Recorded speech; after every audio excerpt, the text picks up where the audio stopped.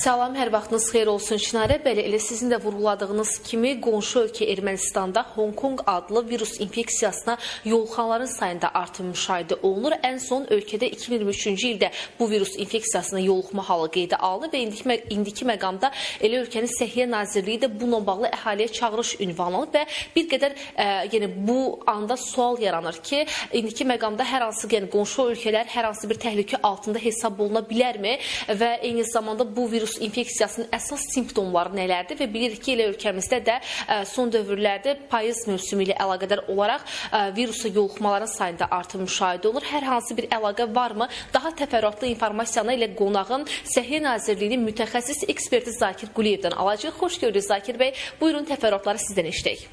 Sizin də vurguladığınız kimi Hong Kong virusu Ermənistanda aşkarlanması istər-istəməz də bizdə bu sualı doğurur ki, bizim ölkəmizdə bunun görülmə ehtimalı varmı? Ümumiyyətlə, Hong Kong virusu influenza, yəni qrip virusunun A tipinə məxsus H3N2 virusudur.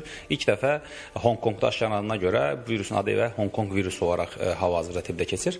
Bu virusun dediyimiz kimi daha çox hava damcı yolu ilə keçmə ehtimalı var. Bu keçən virusdur və bunu da nəzərə alarsa, hava damcı virusu yolu ilə keçən virusların bir yerdən başqa bir keçmə ehtimalı çox-çox yüksəkdir. Ermənistanda olması bizim ölkəmizdə də bunun olma ehtimalını doğurur. Əlbəttə ki, bu təhlükə var. Amma bununla nəzərə alaq ki, bütün bunları nəzərə alaraq biz Səhiyyə Nazirliyi tərəfindən ölkəmizə qrip əleyhinə vaksin gətirilmişdir ki, artıq bu qrip əleyhinə vaksin influenzanın demək olar ki, bütün tiplərinə qarşı ciddi şəkildə qoruyucudur. Eləcə də bu Hong Kong virusuna qarşı. Ona görə də vətəndaşlar bu barədə narahat olmasınlar, qorxmasınlar. Qrip əleyhinə vaksin mütləq qoruyucudur bu etapda.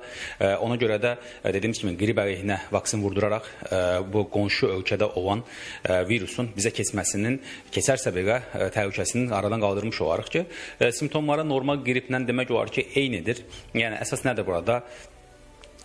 Temperaturun yüksək olması, bədən ağrıları, yuxarı tənəffüs yolu simptomları, yəni askırma, öskürmə, burun axıntısı, gözlərdə bəzən yanma kimi şikayətlər ola bilər. Burada dediyimiz kimi əsas nədir? Qoruyuculuq çox önəmlidir burada, qorunma çox önəmlidir.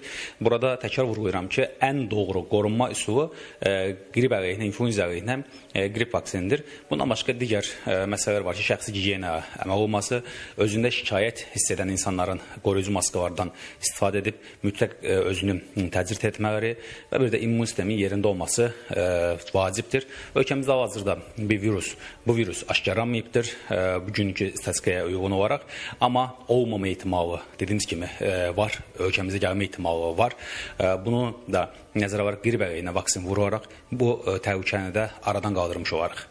Təşəkkür edirəm. Çox sağ olun ətraflı məlumatları biz və tamaşaçılarımızla paylaşdığınız üçün. Bir də xatırladım ki, elə qonşu ölkə Ermənistanda Hong Kong adlı virus infeksiyasına yoluxma halı qeydə alınıb və indi sual yaranır ki, ölkəmizdə də qeydə alına bilərmi, yəni müşahidə oluna bilərmi? Elə bununla bağlı suallara da həkim terapeutimiz aydınlıq gətirdi və indiki məqamda da vaksin önəmlidir, çünki qriplə oxşar xüsusiyyətlər daşıyır. Çatdıra biləcəklərimiz də bu qədərdir. Söz yenidən sizdədir.